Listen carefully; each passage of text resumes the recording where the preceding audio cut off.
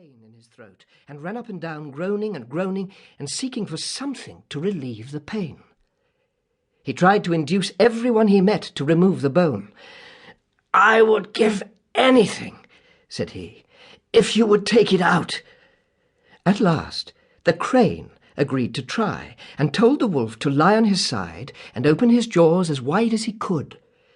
Then the crane put its long neck down the wolf's throat and with its beak loosened the bone till at last it got it out. "Will you kindly give me the reward you promised?" said the crane. The wolf grinned and showed his teeth and said, "Be content.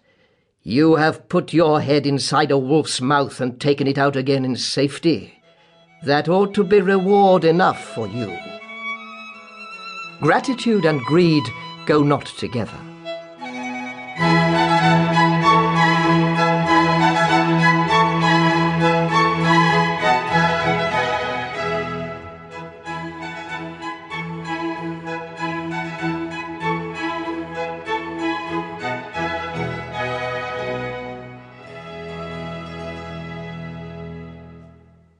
The Town Mouse and the Country Mouse. Now you must know that a town mouse, once upon a time, went on a visit to his cousin in the country. He was rough and ready, this cousin, but he loved his town friend and made him heartily welcome. Beans and bacon, cheese and bread were all he had to offer, but he offered them freely. The town mouse rather turned up his long nose at this country fare and said, "I cannot understand, cousin, how you can put up with such poor food as this, but of course you cannot expect anything better in the country. Come you with me, and I will show you how to live. When you have been in town a week, you will wonder how you could ever have stood a country life." No sooner said than done. The two mice set off for the town and arrived at the town mouse's residence late at night. "You will want some refreshment after our long journey," said the polite town mouse, and took his friend into the grand dining-room. There they found the remains of a fine feast, and soon the two mice were eating up jellies and cakes and all that was nice. Suddenly they heard growling and barking. "What is that?" said the country mouse. "It is only the dogs of the house," answered the other. "Only?" said the country mouse. "I do not like that music at my dinner." Just at that moment, the door flew open.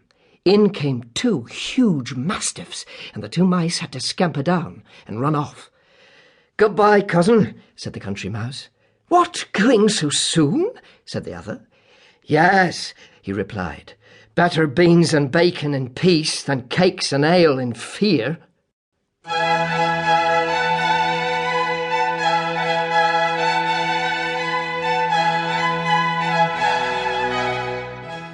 The Fox and the Crow.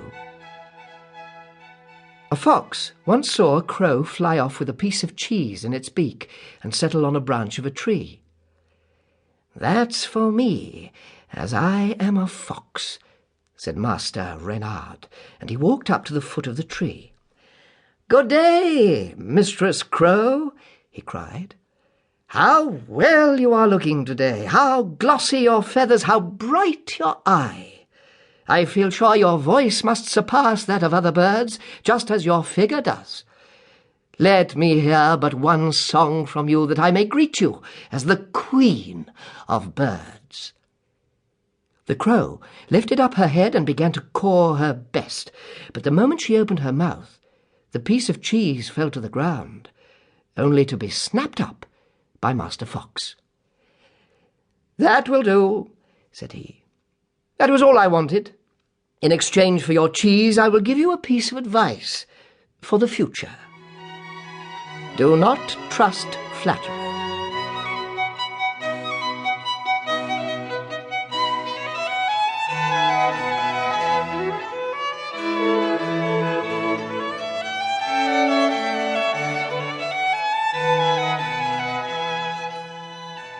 The Lion and the Mouse.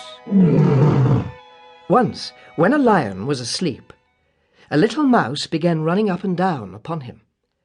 This soon wakened the lion, who placed his huge paw upon him and opened his big